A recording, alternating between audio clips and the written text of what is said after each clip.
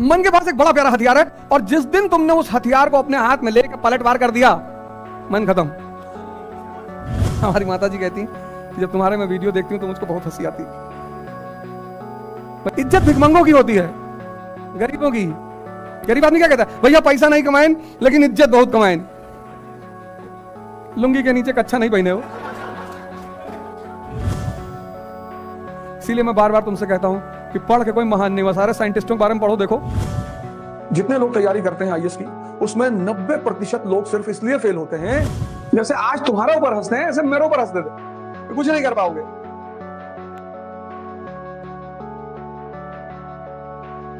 आराम से इंटरेक्ट करो, चिंता की बात मत करो। तब तुम्हें पता चलेगा, जब तुम इंटरेक्शन करते हो ना, तो तुम्हें पता चलता है कि यार मेरी गलती कहां थी। मेहनत करने से कुछ नहीं होता। कभी रिक्शे वाले को जाके देखो, हाँ, उसको जो फायदा होता है रिक्शे वाले को, उसको एहसास नहीं होता कि मुझे फायदा क्या हो रहा है। अभी मैं कंपनी गार्डन में टहल रहा था और 12 बजे से टहल रहा था। एक लड़का है मेरे पास, कहा कि मैं क्या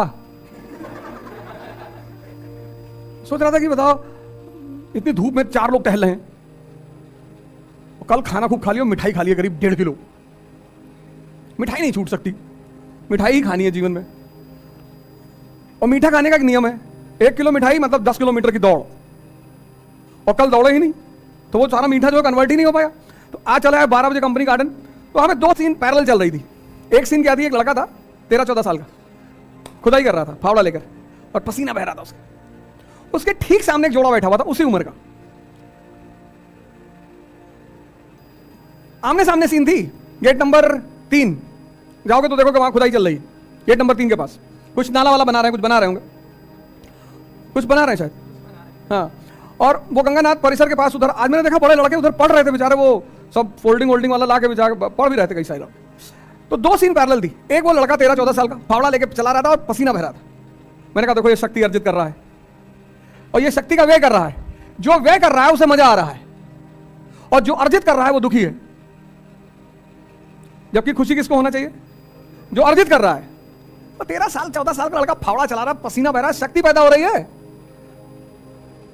जहां जहां तुम्हारी शक्ति पैदा हो रही है, तुम वहां निराश हो जा रहे हो। जैसे पढ़ाई कर रहे हो निराशा में,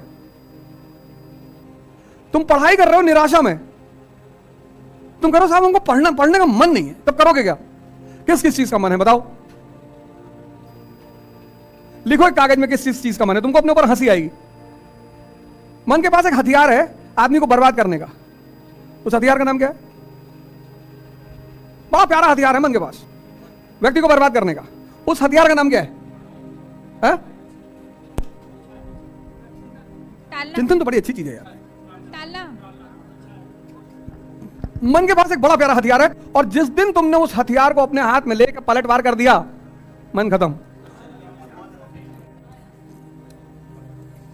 टालना, कल पर टालना।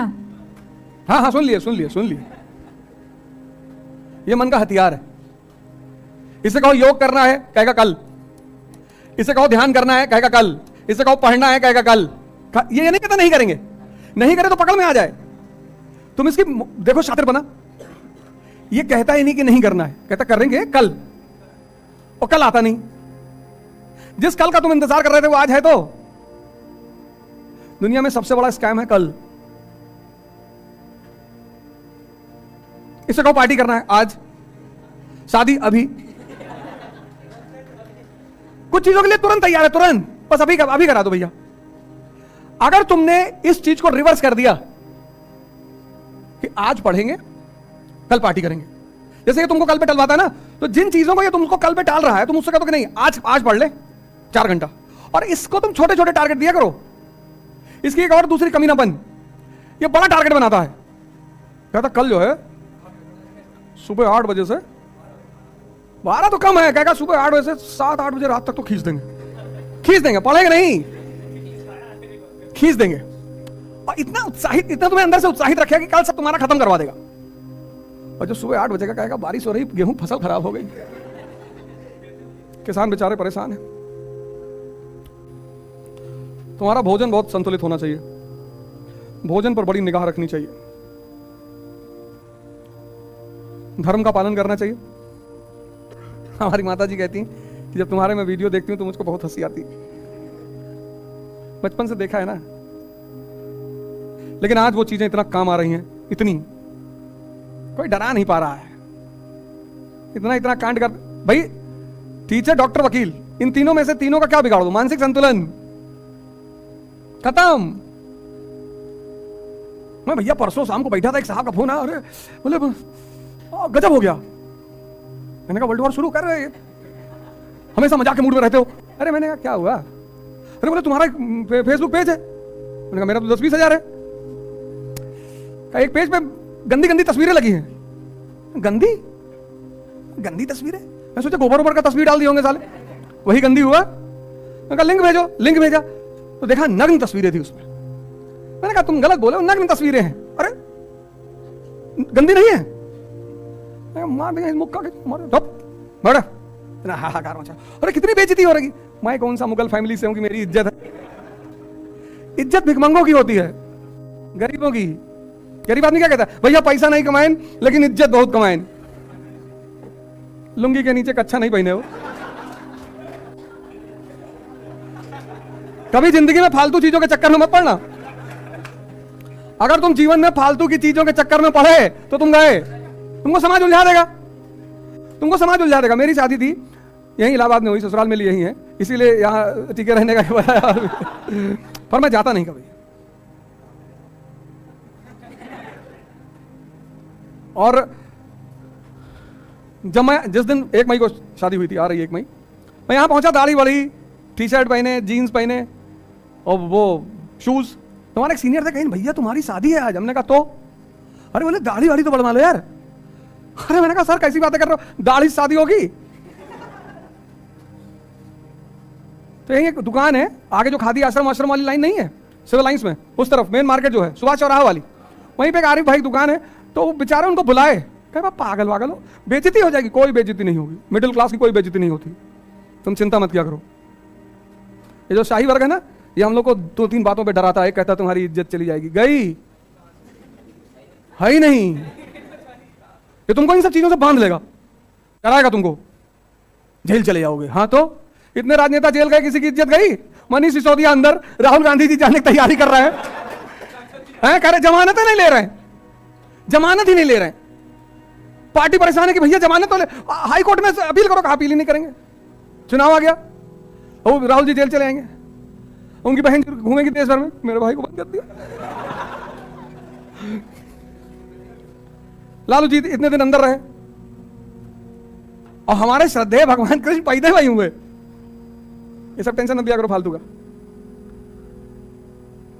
देखो हमारे गांव में, हमारे घरों में, कभी कभी हमारे परिवारों में तुम देखो पैसा नहीं है, लेकिन इस फालतू की चीज के लिए लोग ब्याज पे पैसा लेके काम करते हैं। सबने देखा होगा, कोई ऐसा थोड़ी मैंने देखा है, सबने देखा होगा। हाँ बिटिया बड़ी वाली जब हुई तो माता जी ने कहा मुंडन करना पड़ेगा, करवा लो, कम से कम 500 आदमी खाने आएंगे। मैंने कहा गांव लूटने जाना है, 500 आदमी खाने, 2-4 लोगों को खिला दो।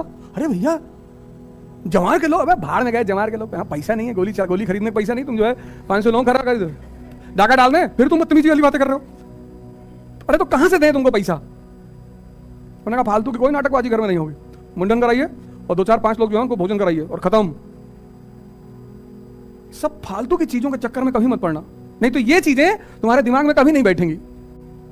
भारतीय दर्शन ने मुझे देखना सिखाया और पाश्चात्य दर्शन ने मुझे सोचना सिखाया। इसलिए भारत में फिलॉसफी एक बड़ा प्यारा सब्जेक्ट है। और भारत में शब्द क्या है? दर्शन। दर्शन मतलब देखना। तुम्हारे पिता ने जब तुम इतने बड़े थे, तुम्हारा पेशाब साफ किया, तुम्हारी पॉटी साफ की, तुमको अपने हाथ से खाना खिलाया, तुमको अपने कंधे बिठा घुमाया। अब हो सकता है तुम्हारी विचारधारा उनसे ना मिलती हो सकता है, चलो ठीक है, अभी नहीं मिल रही है, लेकिन उस पुराने जो कर्ज का ब्याज चल रहा है उसको भूल जाओगे? अगर 6 साल की उम्र में तुमको चाय की दुकान पे भेज दिया होता तो खत्म हो गए होते।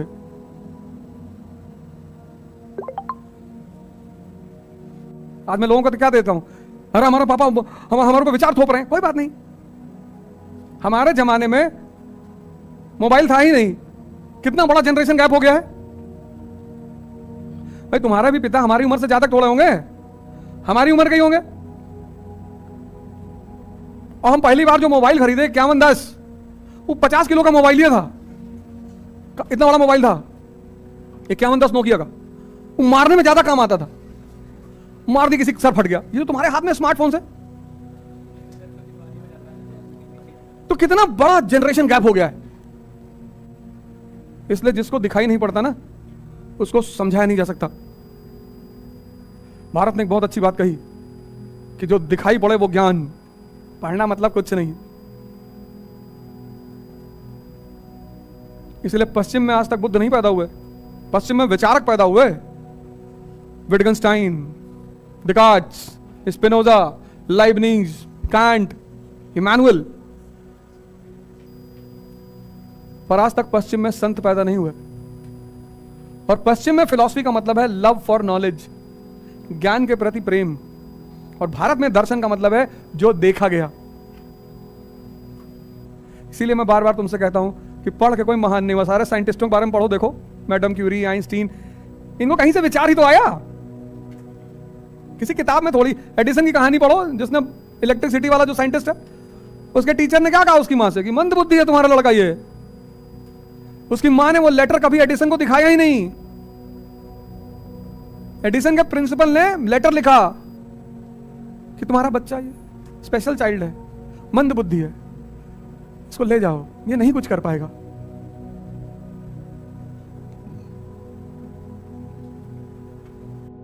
तुम्हारा दिमाग कमजोर नहीं है, तुम्हारा दिमाग खराब है। मेरा भी खराब था।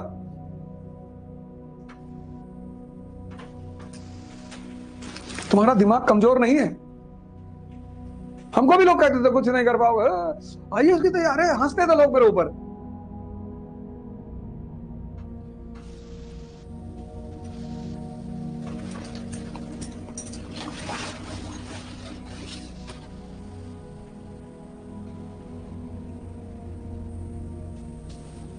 जैसे आज तुम्हारे ऊपर हंसते हैं, ऐसे मेरे ऊपर हंसते थे कि कुछ नहीं कर पाओगे। ये कर लो, किराने की दुकान खोल लो, गारमेंट की शॉप खोल लो।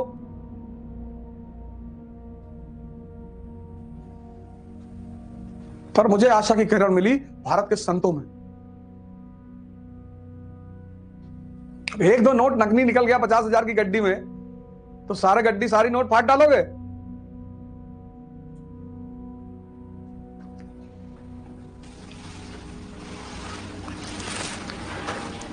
और पांचवा, जब आप कभी कभी फंसे होते हो और इमीडिएट सॉल्यूशन निकालने की कोशिश करते हो, यह इमीडिएट सॉल्यूशन निकालने का दुष्परिणाम। शॉर्टकट निकालने की कोशिश करते हो, जल्दी भागने की कोशिश करते हो।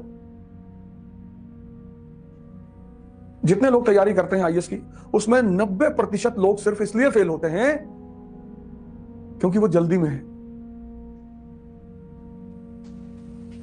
आईएएस की तैयारी 2 साल की तैयारी है, 1 साल की सिर्फ कोचिंग है।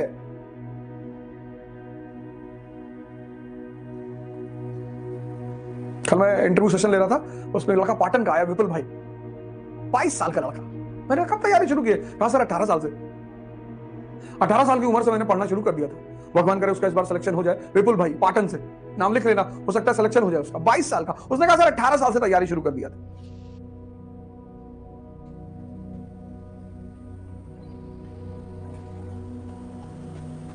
ये तैयारी 1 साल की नहीं है। 1 साल, एक तो ह्यूमैनिटीज इस देश में कोई पढ़ता नहीं, और ऊपर इस तरह से तो बिल्कुल नहीं पढ़ता। एनसीईआरटी को कितनी मजाक में लोग पढ़ते हैं, कभी इस तरह पढ़े सीरियसली? कितना गहरा खजाना दबा हुआ है एनसीईआरटी में, और अभी तो शुरुआत है। अभी तो शुरुआत है। अभी मुझे 13 चैप्टर कंप्लीट करने दो। तो एक संकट को मिटाने के प्रयास में दूसरे संकट को जन्म दे दिया।